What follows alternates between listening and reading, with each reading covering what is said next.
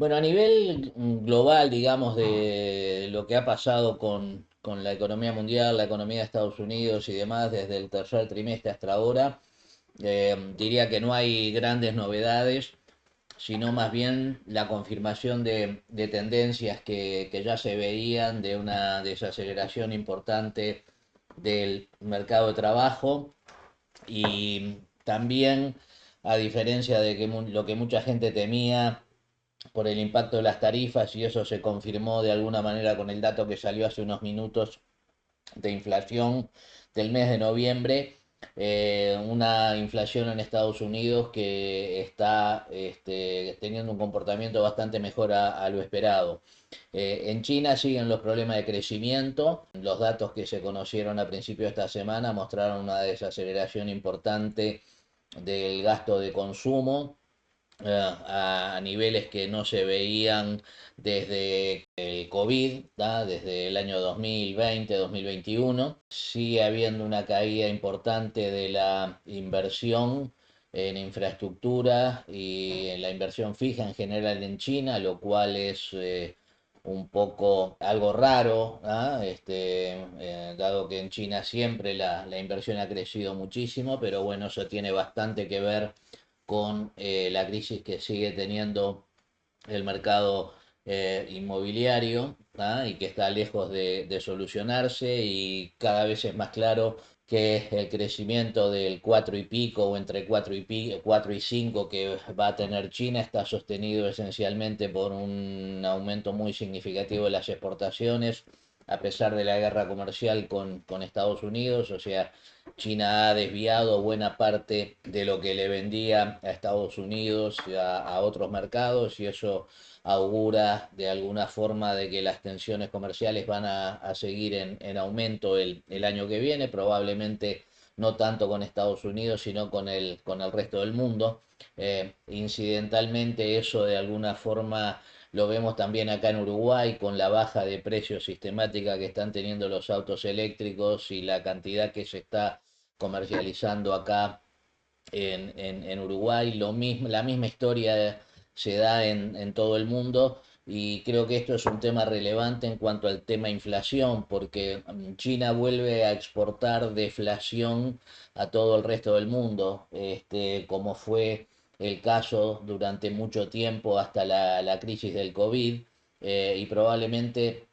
esta necesidad de China de colocar en el resto del mundo la producción que no absorbe su mercado interno continúe siendo una fuente de desinflación importante, y algo que ayude a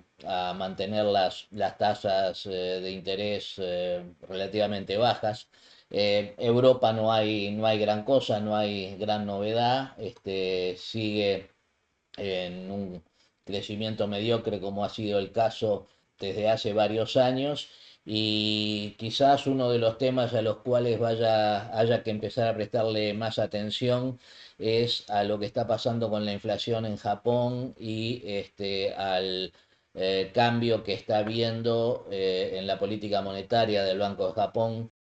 esencialmente porque, como todos sabemos, Japón ha sido durante años la fuente fundamental que financiaba el carry trade a nivel mundial, ¿tá? Las tasas largas en Japón, las tasas en los bonos a 10 años, se más que duplicaron, pasaron esencialmente de 1 a 2, y el Banco de Japón va a tener que empezar a subir las tasas de interés. Y bueno, eso pone un gran signo de interrogación respecto a qué va a pasar con los flujos de capitales que durante años y décadas salieron de Japón y financiaron a todo el resto del mundo, ahora que las tasas de interés en Japón van a empezar a subir, y ya en el mercado de bonos han empezado a subir. Diría que en términos económicos y financieros macro, a nivel de la economía mundial, no hay grandes novedades. En el caso de la economía de Estados Unidos en particular, que obviamente es la más relevante desde el punto de vista de los mercados financieros, diría que la combinación de los datos que se conocieron esta semana, atrasados por todo lo que fue el tema del shutdown que conocemos, o sea, el mercado laboral en noviembre y el dato de inflación que se conoció hoy, de alguna manera abona el terreno para que la Fed pueda seguir bajando las tasas durante el año que viene. Hay un deterioro muy evidente del mercado laboral. La tasa de desempleo, de hecho, de noviembre 4,6%, es la más alta de septiembre del año 2021, ¿tá? Cuando estábamos en plena pandemia. El empleo en el sector manufacturero en Estados Unidos a nivel global está al nivel más bajo desde septiembre del 2022. ¿Tá? Y probablemente, como dijo Powell la semana pasada en la conferencia de prensa, cuando se corrijan las cifras, cosa que se hace una vez al año, si se da la media de corrección que normalmente se da, que es que en relación a las cifras iniciales siempre termina habiendo entre 600 y 800 mil puestos de trabajo menos. Probablemente nos encontremos en una situación en la cual en el segundo semestre del 2025 no solo no se va a haber creado empleo, sino que se va a haber destruido empleo. ¿Tá? Entonces, eso y el sorprendente dato de inflación de hoy de alguna forma le dan la razón o le abren un paraguas a quienes siguen abogando por nuevas bajas de las tasas de interés de corto plazo. El problema con las tasas en Estados Unidos no es la Fed, sino que es el mercado de bonos, y eso lo hemos visto con mucha claridad desde que la Fed empezó a bajar las tasas en septiembre del año pasado, ¿no? O sea, la Fed ha bajado la tasa de corto plazo en un acumulado de 175 puntos básicos y la tasa en el bono a 10 años hoy está 40 puntos básicos arriba de la que estaba en septiembre del 2024 cuando se dio la primera suba de tasas. Eso, digamos, es muy lógico porque esencialmente la política monetaria de la Fed o el manejo de la tasa de corto plazo tiene poco y nada que ver con lo que vaya a pasar con la tasa de largo plazo, que depende más de factores como situación fiscal, como confianza en que la inflación va a estar bajo control, a lo cual se agregó desde que Trump asumió la presidencia nuevamente los ataques constantes y presiones que han habido respecto a la futura injerencia o no de la Casa Blanca en las decisiones de la Reserva Federal. Todos sabemos que Powell termina el mandato en mayo del año que viene. Trump, sin ningún tipo de problema, ha dicho que él esperaba que el próximo chairman de la Fed consulte lo que va a hacer con las tasas de interés con él. Cosa que no ha ocurrido absolutamente nunca en la historia, y bueno, ese es parte del problema que aumenta el term premium y que lleva a que la tasa o la curva de tasa se vuelva cada vez más empinada. No porque haya una expectativa de que el crecimiento económico de Estados Unidos se va a acelerar de manera muy significativa y entonces eso va a aumentar la demanda de crédito y demás, sino básicamente por un tema de toda la incertidumbre que genera la sucesión de Powell, la futura relación del quien sea nombrado chairman de la Fed con el presidente Trump y demás. Entonces creo que gran tema para el 2026 va a ser eso, ¿tá? ¿Quién va a ser el nuevo chairman de la Fed? Qué tipo de presión puede llegar a ejercer o no Trump sobre la nueva Fed y cómo lo va a tomar el mercado. Hasta ahora las señales han sido muy claras del mercado de bonos, ¿no? O sea, toda vez que se ha incorporado a alguien que es visto como susceptible a ser manejado con más facilidad por Trump, las tasas largas han subido. ¿Tá? Eso pasó cuando nombraron a Prepoas a Mirán, pasó cuando Hassett, jefe del Comité de Asesores Económicos de la Casa Blanca, era hasta hace una semana, una cosa así, el candidato cantado para suceder a Powell, y toda vez que aparece ese ruido, el mercado de bonos responde subiendo la tasa larga. Y bueno, obviamente la tasa larga es la relevante, la que importa a nivel de los mercados financieros y a nivel de la economía. Lo otro creo que importante para mirar ya de cara al 2026 es el hecho de que el año que viene es un año electoral, ¿ah? Tenemos elecciones de medio término a fin de noviembre y la verdad, o en noviembre del año que viene, y la verdad es que hasta ahora todas las elecciones que ha tenido Trump las ha perdido este año, sea alcalde en Nueva York, sea las elecciones estaduales que hubo y más recientemente quizás lo que sorprendió más a todo el mundo, porque bueno, lo de Nueva York era cantado, porque Nueva York es una ciudad demócrata de toda la vida, pero hace aproximadamente una semana, 10 días, después de más de 20 años, un demócrata o una demócrata más bien va a ser el alcalde de la ciudad de Miami, ¿tá? Que como todos sabemos es un estado republicano de toda la vida y donde la ascendencia del Partido Republicano es muy significativa. La realidad es que ninguna de las elecciones, que fueron cuatro, dos estaduales y dos municipales, Nueva York y Ciudad de Miami, las perdió el Partido Republicano. Y si se diera que esta tendencia continúa hacia el año que viene y el Trump y el Partido Republicano llega a perder el control del Congreso o de alguna de las cámaras, aunque sea, estamos hablando de un escenario completamente distinto hacia adelante. Entonces, creo que el tema de la evolución política de Estados Unidos va a ser tanto más relevante el año que viene que la situación económica, sobre todo en un contexto donde las encuestas le están dando muy mal a Trump en lo que es la evaluación pública, ¿tá? Incluso en lo que tiene que ver con el manejo de la economía, ¿tá? Eh, Mantiene una base de apoyo importante a nivel de los votantes republicanos, pero en el resto de la población la evaluación es bastante mala, ¿tá? Entonces, yo diría que hoy por hoy, parados en la situación actual, si las elecciones para renovar el Congreso fueran hoy, yo creo que es un hecho que el Partido Republicano pierde el control tanto del Senado como de la Cámara de Representantes, en cuyo caso la posibilidad de Trump de seguir actuando como está actuando y de hacer lo que quiere se determinaría y estaríamos en 2 años como con un presidente como Pato Rengo, ¿tá? Como dicen. Entonces creo que de cara al 2026 es bastante más relevante lo que vaya a ser la parte política, ¿da? O la evolución de la parte política, que lo que pueda ocurrir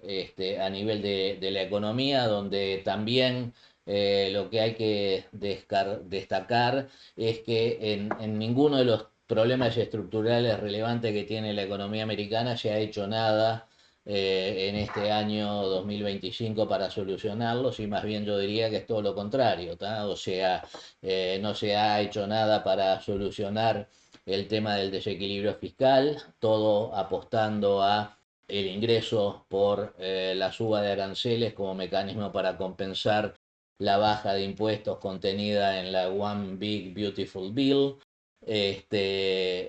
Obviamente no hay nada planteado a nivel del sistema de seguridad social, más allá de que todo el mundo es consciente y tiene claro de que el Social Security se queda sin fondos en el 2034, no dentro de 50 años, sino que dentro de menos de 10 años Social Security está quebrado. Algo parecido ocurre con Medicare y Medicaid. A nivel económico diría que todo está jugado en Estados Unidos a que siga el boom de inversión en los centros de datos de la inteligencia artificial. Y ahí empezaron a aparecer nubarrones importantes, como ustedes saben, en estas últimas semanas y días ya se empieza a cuestionar cada vez con más fuerza si la rentabilidad prometida por esta inversión gigantesca en los centros de datos va a ser una realidad o si simplemente va a ser el primer canario en la mina que va a de alguna forma indicar la explosión de la burbuja. Voy a mencionar simplemente dos casos que creo que son emblemáticos de un montón que han habido en estos últimos días. El primero y más relevante, porque ha sido el que ha estado en boca de todos, es Oracle. Hace alrededor de un mes y medio, Larry Ellison por unos días pasó a ser el hombre más rico del mundo. Cuando Oracle alcanzó récords históricos de evaluación. Ahora creo que está sexto, séptimo, no sé, pero Oracle perdió prácticamente 40-45% de su valor. Los problemas de Oracle empezaron primero con los bonos, ¿ah? Donde los credit default swap de Oracle empezaron a subir de manera significativa y ahí se empezó a cuestionar todo este esquema de financiar con niveles gigantescos de deuda la inversión en los centros de datos y después fue castigada fuertemente hace un par de semanas cuando presentó los últimos resultados que no estuvieron a la altura de lo que esperaba el mercado. Y de alguna manera el otro ejemplo que quiero mencionar es el de Nvidia, ¿no? El buque insignia de todo este fenómeno, donde a priori yo por lo menos hubiera esperado que luego de que Trump permitiera que Trump diera marcha atrás y permitiera que Nvidia saliera o pudiera vender sus chips, no los cutting edge, no los últimos, sino la versión anterior, los H200 a China, en lugar de subir el precio de la acción de Nvidia, ha seguido cayendo. Es cierto, en un contexto donde han caído todas las acciones en general del sector. Podría agregarse lo que pasó con Broadcom, que también se destruyó en 3 días después que presentó resultados. Bueno, ahora Micron Technologies ayer parece que presentó números que gustaron un poco, pero me parece claramente que está cambiando el entusiasmo respecto al sector. Creo que cada vez más gente se está dando cuenta de que no lo quieren llamar una burbuja, no quieren hablar de una burbuja, pero como mínimo creo que hay cada vez más gente que se está dando cuenta de que las valuaciones de las empresas vinculadas al sector lucen cada vez más exóticas y sobre todo difíciles de justificar si no empezamos a tener una monetización clara y real de las inversiones que se están haciendo. ¿Ah? Y yo creo que esa va a ser la prueba ácida que va a tener el mercado a comienzos del 2026. ¿Ah? O sea, yo creo que en el primer semestre del año que viene, si no tenemos signos claros de que empiezan a haber flujos de caja, flujos de efectivo que muestran ganancias de las gigantescas inversiones que se han hecho el año pasado y sobre todo este año, creo que va a haber un baño de realidad y vamos a tener un ajuste de evaluaciones en ese sector muy significativo. Por ahora el entusiasmo se sigue dando no solo, no tanto en el sector de inteligencia artificial, sino que se ha empezado a dar en el resto del mercado y eso ha permitido que los índices globales, más allá de que tecnología ha sido bastante castigado y sobre todo las empresas de inteligencia artificial o vinculadas al sector han sido muy castigadas. En el resto de los sectores tradicionales, por llamarlos de alguna manera, ha habido una rotación y la gente da la impresión de que está saliendo o haciendo una rotación, ¿tá? desde todo lo que tiene que ser o todo lo vinculado a inteligencia artificial a sectores como financials, energy, consumer discretionary, incluso utilities, ¿tá? Y eso ha de alguna manera, small cap, y eso de alguna manera ha mantenido a los índices en niveles relativamente altos y cercanos a los máximos. Bueno, de hecho el Russell 2000 hace unos días marcó un nuevo máximo histórico después de un montón de tiempo. Entonces, el tema inteligencia artificial creo que es una cuestión a mirar con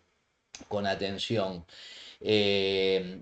Otra cosa que me parece relevante es, estamos con un nivel de euforia a nivel de los inversores,